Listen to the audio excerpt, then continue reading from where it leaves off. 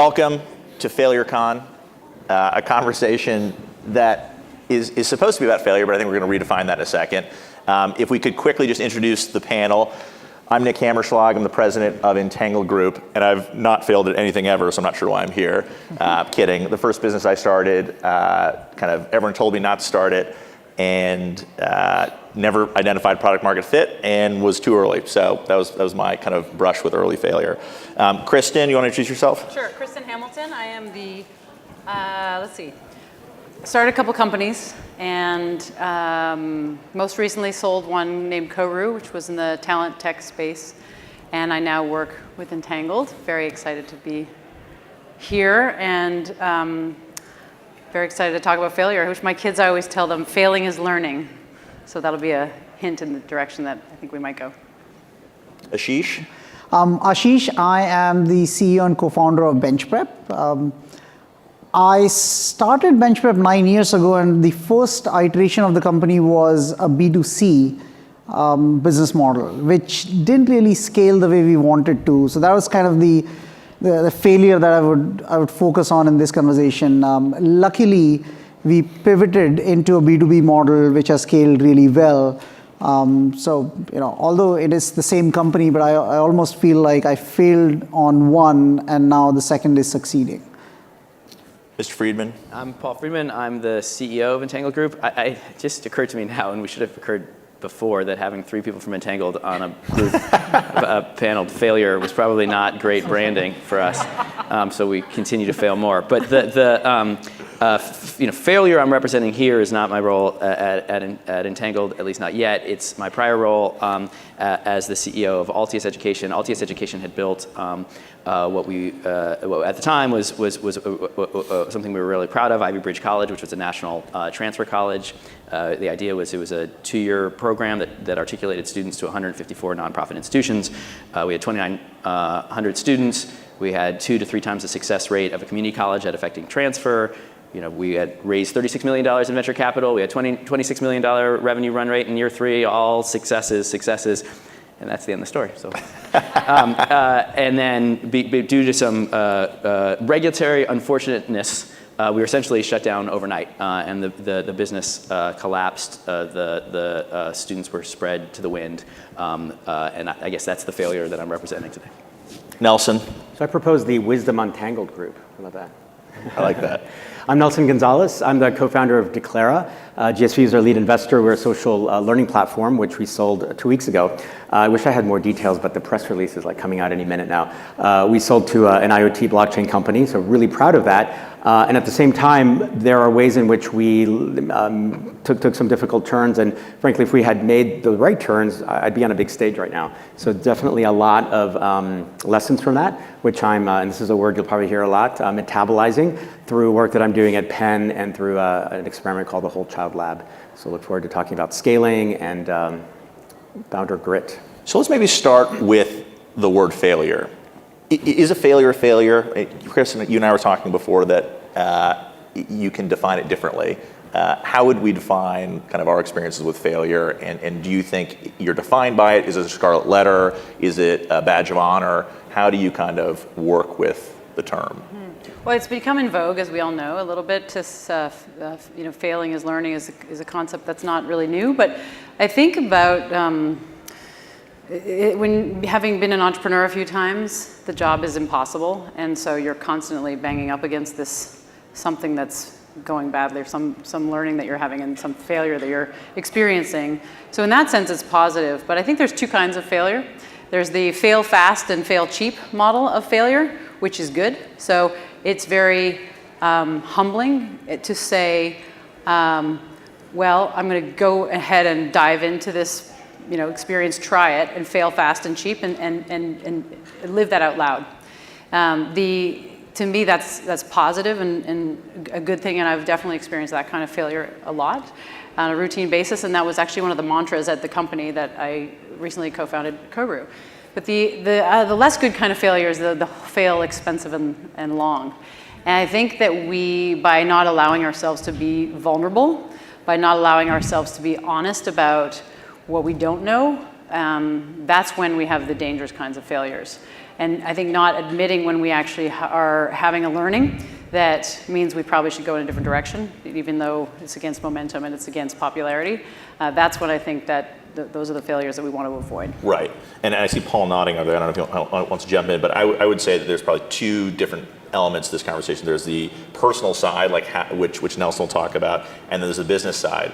I wonder if Ashish or Paul or Nelson want to talk about specifically if they could go back in time and talk about the 1, 2, or 3 key things that they wish they could undo or could attribute the kind of fundamental element that brought a kind of end to kind of the business activity, what those would be. Yeah, mine's real quick, and I've thought about this a lot. So we, by the nature of our program, we were accredited in a partnership with the Ohio-based university in a deal that kind of looks like an OPM deal, although is a little bit more complicated. And this was a few years ago, so all these things were novel. We knew that accreditation risk was a fundamental risk of the business. I had this line that I would do when I was doing pitches for the business, which was people would say, what about accreditation risk? And I'd say the following. Accreditation risk is not something I could solve for you. It's something that you have to either get over or not get over. If you're not going to get over it, you shouldn't make this investment. If you can get over it, we should talk. It's a great line, by the way. VCs love it. But I internalized that message, and we probably thought that there's a 5 to 10% chance that something could go wrong from accreditation, but to have a 5 to 10% chance that the whole business can go out of business is a bad thing to do, and it's worth figuring out an insurance policy. And there were things that we could have done to create an insurance policy. It would have been expensive, it would have been redundant, it would have driven us in a little different direction, but we got used to this systemic risk out there and didn't solve for it. And I think entrepreneurs get to be the passing lane of society in a lot of ways, and that's a huge privilege, but it also comes with responsibility. And I think that when you have the freedom to be an entrepreneur, and particularly when you get capital, a lot of capital to move quickly, there's this dual contract that you enter into that I think we haven't defined enough in entrepreneurship. There's a contract to yourself, to your company, and a contract to your customers. And I think that was one of the hardest lessons of scaling Declara as quickly as we did. We got a $40 million Series A after a year and a half of what ASU, GSV says is a 10 to 12 year run for most tech companies. That's a lot of pressure, right, in year 2 to scale that quickly. And that contract to self, which is to your mission, to your values, and to your internal team, begins to unravel when you have to scale that quickly, particularly before you have product market fit. And if you don't have product market fit, then you can't keep a contract with your customers because you don't really know who they are. And so I think untangling some of that and really, I don't know, maybe there should be a ritual at your Series A, like here's the contract to yourself and here's the contract to your customer, boom. Well, it's interesting, Nelson, that you kind of bring up and talk a lot about, which I think actually, strangely, a lot of people relate to on this panel, is access to too much capital would probably be a key reason that you felt there were struggles at Declara. Is that fair to say? Yeah, $40 million is a lot before you have identified product market fit, and there's this mandate to scale, right? Because you don't get money to sort of sit and reflect and come up with the beautiful framework of how this might roll out. It's, you got 7 years if the traditional IRR metrics are put in place. And so it's like, how many engineers have you hired this week? How many engineers have you hired this week? And when you've got product market fit and you have the right metrics and you've validated those, go. When you don't, it's really difficult. So interestingly, when we go through these cycles of having very frothy times in investment centers around the world, I think it's really easy to just think capital's great. The more, the better. And actually, that can become a trap. Right. Yeah. I want to add something to that. I'm curious about the learning about that because I have a similar story from my first company. We went public in 2000. So we started in 97. And so the growth was astronomical. We raised $250 million and so forth. And there was, like Paul, an external force, the market turned. But what happened, and this was the personal failing that was very painful, is that when we were building the company, we were doing everything that we were encouraged to do, against even the better judgment of some of our investors, because they're like, this is unprecedented, okay, let's keep going. And then the team, the company that was really behind us, and it was the best place to work and all the rest of that. And then we didn't really, there are a lot of things we didn't do, but what happened in the painful lesson was that when things went bad, so we hit the wall, because after the dot-com bubble burst, we went from $71 to $1 in a year, our stock price. But the company So nothing changed in our strategy, right? Nothing changed in our execution, except that the company, the team, the market externally turned against us, but the team internally turned against us too. So we went from being like hero to zero, and it took me about 10 years of reflecting on the lesson in that. And the lesson in that, which I carried forward, is just to be very intentional about what you stand for as a company, your principles, is such that you can weather all the storms, because we didn't weather the storm at all. Our team literally was on Yahoo chat boards insulting us, and you could tell it was actually the internal, because they had information that only they would have. And it was a really painful lesson that it was a failing on our part for sure, and not building an intentional company and intentional culture. So did you feel that access to too much capital impacted any of your operations at Koru? Because you had a large seed, right? Yeah, that's interesting. So at Koru, we had a $4.5 million seed. We pivoted though, which was really hard. So the thing that I think there's some learning there, we pivoted when we recognized that we couldn't scale fast enough as an in-person boot camp. Or we weren't scaling fast enough as an in-person boot camp, and it was actually after the A, which I think we did because we wanted to have a tech-enabled solution. Right. And one of my investors, who was actually a angel investor, said, you should just be patient. Like, it's just going to take a few more years to get this thing to work. So access to capital, you thought was just what you needed. It gave you the opportunity to keep going. The fact that we had the capital and we are venture backed said we need to grow at a certain rate and we need to be scalable. And so that was a part of our decision making around looking for something that was more scalable and more tech enabled, and therefore the pivot. You brought up the pivot, and Ashish has I think masterfully done a pivot that was coming out of a period of kind of particularly trying time. I also want to go back to what Kristen said about what capital does. So our story was interesting that our Series A was a $2.2 million round, so decent size for the direct-to-consumer business. And it wasn't really scaling as fast as we would have wanted to, like same story, right?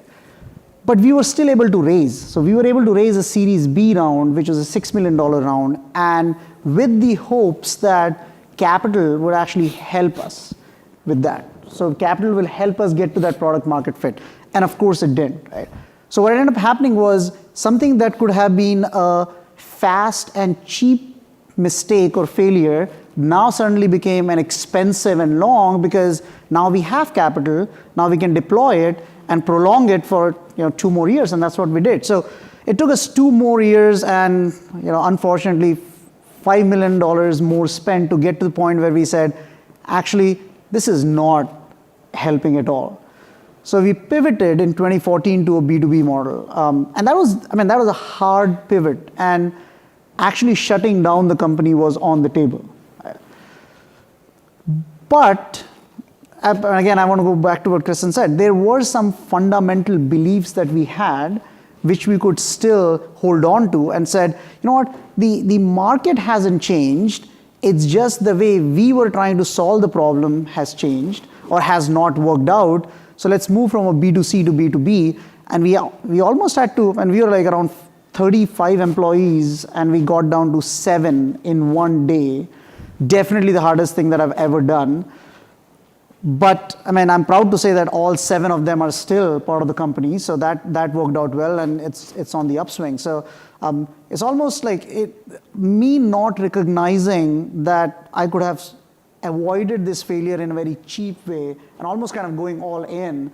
That was the biggest deal. And still on this topic of pivoting and raising money, did you find yourself changing or kind of like listening to investors or the market in a way that was detrimental? Did you let investors or kind of market sentiment inappropriately define your strategy and what you should have been doing? And did you feel like that contributed at all to kind of the direction you took? I almost think that before the pivot, I was very stubborn. Right? And this is an interesting piece, because as an entrepreneur, you have to be rational, you have to be stubborn. If you're rational, you won't be doing this. Odds are against you, it just won't work. So you have to be irrational, but not enough or not so much that you can't really listen to what your customers are telling you or what your board members or investors are telling you. And we just kept going all in, and things that moving to this B2B model the writing was on the wall. I mean, we were going to our customers or companies and trying to license their content. And they used to be like, no, we're not interested in that, but we would love to license your platform. That was a B2B play. And we were like, no, this is not our model. I mean, this is not my vision, as against being humble and be like, if this is what the market wants, maybe I should adjust.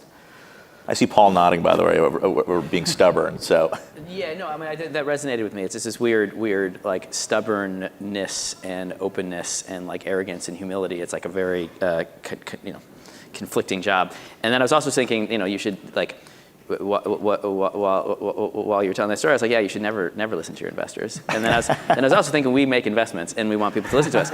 So it's I think it's that balance is really, really, really difficult. And I think most companies that do fail in either one of those directions, and it's really a needle that you have to thread exactly right in the middle, right? You always have to listen to your customers. You should be looking for the information about the market, but you also have to believe, something is going to work really before anybody else believes it's going to work, right? Like you're out there sort of leading a parade before customers, investors, employees really think it's going to work, and so you have to have that fundamental faith. And I know, Nelson, you have an interesting kind of take on this, because you got good kind of market signals from a first early customer as a large customer, and then you raised a lot of money, and then you spent a lot of time trying to make the business look like what investors thought it should. Is that fair to say?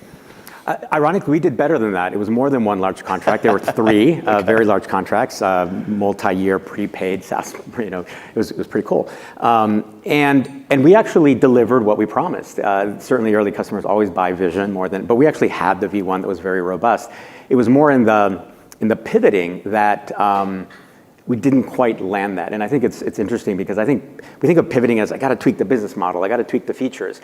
But it's like being in a relationship and you're about to break up and you're with a couples therapist, and and you think, I just need to change my vocabulary. No, you have to change your whole way of being, your whole posture. And I think as a company, as companies, it's hard to think of a pivot not just in terms of the mechanics, but you need to change your whole posture and stance in front of your customers. And so I think that we have a kind of superficial way of thinking about that, which I think gets to the point about balance between humility and certainty. When I talk to entrepreneurs, I say it's like being on a balance beam or a tightrope, and you have to have that kind of posture to be able to make it across. And it's this balance between deep certainty in your intuition about, as a kind of artist, what has to be born in the world for you, but deep humility about who the hell knows how it's actually going to work out. Yeah. Speaking of balance, let's pivot ourselves for a second to the more personal side of this. And Nelson, would love for you to tell us a little bit about how, when Declara came to kind of its final resolution, what you did to unwind from that process, and kind of how you dealt with kind of all the things that were going on around you, because I think you have a particularly interesting recent history. Yeah, well, there are a couple of people in the audience who had shoulders for me to lean on around that. I find it almost cruel that, imagine going to a country where 9 out of 10 children died, and you just told the mothers, got to get on with it, got to brush yourself off. 9 out of 10 of our children die in entrepreneurship in Silicon Valley, and we don't know how to mourn. And I think that's really unhealthy, that we don't know how to, again, metabolize that failure, the disappointments, because it isn't just damn, that business model didn't work, or it's B2B, now it's got to be B2C, or that feature. No, it's, as an entrepreneur, these are your babies, right? And this is your entire, again, that notion of an artist putting something out into the world that must live. That's what we're doing. And the sense that 9 out of 10 of those will die, and then we just kind of need to get on with it, I think is deeply problematic. So for me, I think what shocked me was how profound the internal dislocation was when I started to realize, shit, this is not going to go our way. And we landed it, more than landed it. We just sold our company, not so bad. But the inner, what's not going to go on the press release, is the inner experience of coming out the other side. And I think what was so fascinating is how deeply it tripped me up as a person in terms of my identity, my worth, and will I ever be employable again? And was I completely insane to ever think that I would do this? It can so mess with your sense of identity that unless you've been prepared for that, and oh, by the way, I think we do a horrible job of preparing entrepreneurs for that part of success, you have to figure that out by yourself, and that can be a really lonely road. What did you do when at the end of Declara you did something that was unique? I spent about 12 days in silence in a monastery in the desert of New Mexico. I was telling Paul Friedman that, and he was like, I wish that I did that. Yeah. Yeah. First of all, failure sucks. It really does. And because you try so hard, you work so hard, you are out there. Failure is devastatingly humbling and past a good way. Although there's some really good aspects of it. That it's embarrassing.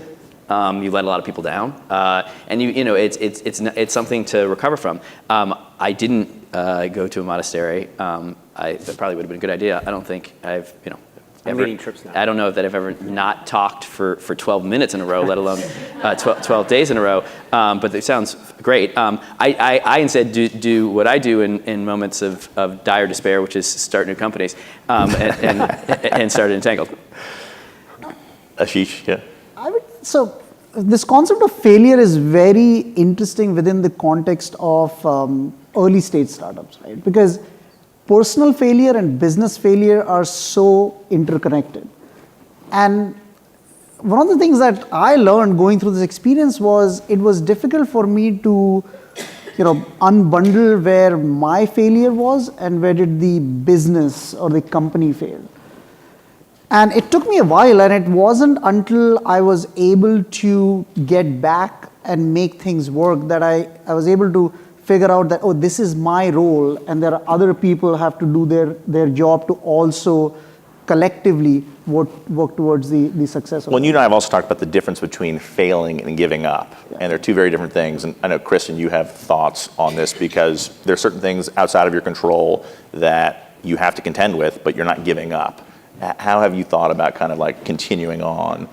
Yeah, I mean, it's interesting. Similar to Nelson, we kind of, after the pivot, we didn't raise enough money to get to the stage where we could have raised another round. So we sort of went about trying to sell the business. And that process was really painful for a variety. I think it always is. It always looks good in the press release. But the process was very sort of exhausting. And it actually, I think, kind of put me in a state of anxiety, I would say, because you don't have the option to quit when you're an entrepreneur. So there's just not an option. And so therefore, you're sort of like every day waking up saying, how are we going to keep going? How do we land the plane?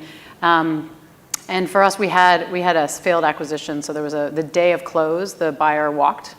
So it was extremely kind of cataclysmic. And that day to like wake up was actually, they're on the East Coast, so it was like 4 in the morning or 3 in the morning. I was very alone. I was very by myself, very alone, and felt very alone in so many ways. And then again, there was sort of like this not option to walk away or give up. So it was like, okay, get up and go into the office. And then my co-founder came in and we just went about continuing to carry on. And so it's not heroic though. It's sort of, like it's unhealthy in a lot of ways. It's been a realization for me. I feel like Paul compelled to start these companies and to solve the problems most especially. But what I've been dealing with is sort of a resetting of my nervous system since then, and talking to a lot of other founders who are going through similar things. I'm proud of myself for having pushed myself as hard as I did. I'm in conflict because people say you're setting a good example for your daughters. And then at the same time, I'm not there for their sports things and their, so I don't really know actually where it all lands. What I did change is the personal narrative of I'm a failure. That actually, I feel like I've spent a lot of time in my life changing. So I do not believe You don't that like I'm the name a of this failure. panel because it's not about failure. Well, it is. It's good. It's just reframing it. I don't. It doesn't. It's the point about separating personal, and I failed at things, but I'm not a failure, and sort of recognizing that, you do your best and you keep getting up and you keep going forward, but also at some point it's unhealthy to keep going forward, and that's which has been a big, huge realization for me, and to say, okay, I'm going to give myself a little breather, has been very, very, very hard. So, and that's actually been much harder. I do a lot of jigsaw puzzles. It's very therapeutic. What are the things you're grateful for? Like, what are you grateful for about these experiences that you're kind of going to take with you in the future? Because I think a lot of this is what makes great entrepreneurs, is going through these hardships. I'm really grateful for how much it's taught me to work with, depend on, lean on other people. I'm very independent, fiercely independent, but it's allowed me to say, I actually can let down my guard a little bit, and I can accept help, and I can be vulnerable. I didn't allow myself to do that for most of my life, and definitely most of my time with Koru, and I feel really good about that. And reaching out to peers like, other founders, Paul and Nick have been there for me through this. It's just been very big lesson for me in terms of being a much more vulnerable leader, and I think it makes me more powerful, actually. Nelson, you talk about metabolizing failure and coming out on the other end better, stronger. How have you kind of metabolized this? Yeah, well, I love your separation of failure, failing and being a failure. It reminds me of Brene Brown's, like shame versus guilt. You may do something bad, but you're not necessarily a bad person, and you might fail, but you're not a failure. We don't do a very good job of that, and I think it's partly because we lack certain practices or rituals. If you think about the military, they have after-action reviews. In Agile, you have sprint reviews. In the 12-step community, you make amends, right? There are ways of dealing with the reality of like, look, I messed up, and I'm going to learn from it, and here's the instrument for doing that. When I haven't heard of a venture capital fund having after-action reviews. I haven't heard of teams that betrayed one another making amends. Never heard of that. And so how are we supposed to not just make sense of failure or get through it, but literally metabolize it? Because these things, as we've all heard, are literally experienced at the cellular level. I love that you said that you have to reset your nervous system. That's exactly what I'm learning. And I'm really interested in this notion of somatic leadership, right? Embodied leadership, where we like step into teams, into situations with our whole selves, not just, the talking head. And if that's how we experience failure, then how do we learn if we don't actually learn it at the cellular level, which is what these practices in other communities allow us to do? So I had to borrow from those, right? I had to literally say, well, if I was, back, in the Catholic Church, how would I go to confession or go to reconciliation or do whatever, and or make amends or deal with my shame, right? But I had to make it up sort of along the way, and a little too late in some cases.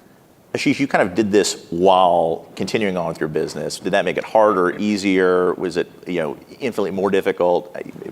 I think with a lot of people here, we've had the opportunity to take a time out and reflect and keep moving. You just kept moving. Yeah, that was the only option. So I don't know what the other thing looks like. So that was easy. And it was hard. It was because it wasn't just about how do I reset my nervous system and where do I get the energy from, but I also had a business to run. Right? So it was definitely more hard if I had a clean break and could have taken some time off and started that. But on the flip side, I would say that I also had a very good purpose. Right? So now it was almost like, and it wasn't just me, it was me and the 6 other team members who were like, okay, we just went through this, now we're gonna change all this as a team.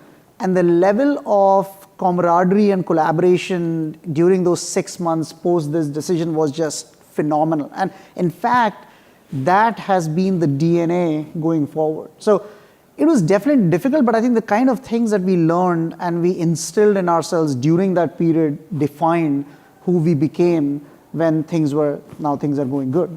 As we kind of get close to wrapping up here, I'm curious, a lot of you have talked about relationships and kind of the public perception of failure.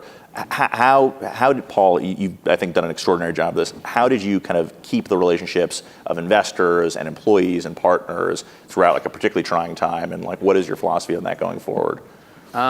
worked hard at it. I mean, I was fortunate to, at least from an investor perspective, the vast majority of the people who invest in the business were supportive through the whole thing. I've heard horror stories of people, investors sort of yelling at founders, and I didn't have that. I had a supportive group. The one thing that was interesting about our situation was it was all happening like in the public, like it was all playing out like in the press on a daily basis, and so like it was there was no hiding it from anybody. I couldn't pretend, like my friends couldn't be like, hey, what's going on in your life?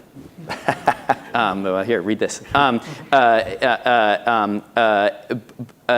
I think it does actually, that this experience does tell you who your friends really are. I mean, there's a lot of sort of fakeness in this industry, and a lot of people who are nice to founders and people they perceive to be successful for very transactional reasons, and it comes off as can come off as authentic, and you can think people are close to you and friendly. But when you're in the low points, the people who return your calls at that point in time are your real friends.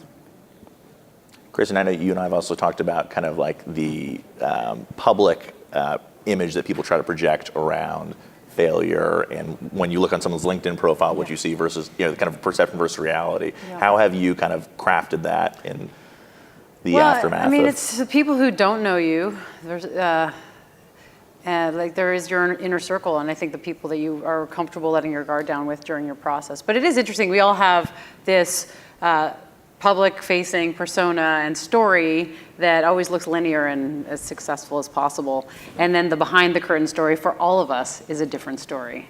And I think that it can be, what I've learned is it's damaging for me to have too much of a disconnect there. So to be obviously I don't share all the information with everybody, but figuring out what the right conversations are to have with the different constituents in the right appropriate time was really important. Someone once said to me, your conversations are your relationship. The quality of your conversations dictate the quality of your relationships.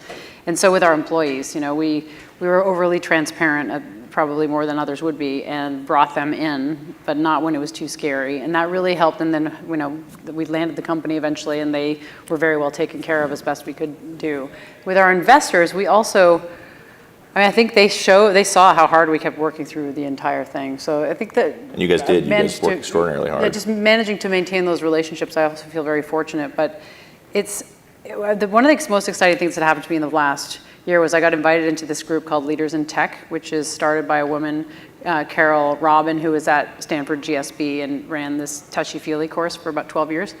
And she has left Stanford and is bringing together leaders and like myself and other entrepreneurs of companies you've heard of. And we got to create a community, and they understand what I'm going through, right? I understand what they're going through. And they facilitated an environment whereby we could absolutely let our guard down and really be there for one another. So that to me helped me to bridge that gap. It's like this whole chest beating, like I'm crushing it, persona that we're supposed to put on in tech, it's really damaging to everybody, including ourselves. So it really shifted things for, I think, all of us in that cohort, in that group, and it was extraordinary in terms of feeling supported. And being able to say, hey, look, I'm going to show you behind the curtain. It's not all perfect. This is really messy and painful, and I did this wrong, and, just happy to be here. All right, so last kind of comic question, lightning round for the benefit of the audience. One thing you wish you could go back in time and do differently? Starting with Nelson at the end. Have the courage to understand that values and mission were actually being compromised and to cut losses early. But I already answered the question. So from a business perspective, it's very clear how we could have avoided the failure of the business. I do think having some conduit like what Kristen described would have been extremely helpful at the time if I could have found that. I would say ask for help and acknowledge that this is not a you versus them conversation, but talk to other founders, talk to board members, advisors. And actually ask for help. You kind of already answered the question, but there's one other thing. I think just really specifically having created a culture that where it was okay to say I don't know, to not know the answer from the beginning. That was the lesson really from Onvia, was like that is the very specific thing. If we'd said it's okay in this culture to not know the answer, then we wouldn't have pretended to know the answer when things were shaky. Well, thank you, everybody. I think everyone could probably use a drink after talking about all this really fun stuff. And thank you, everybody, for participating.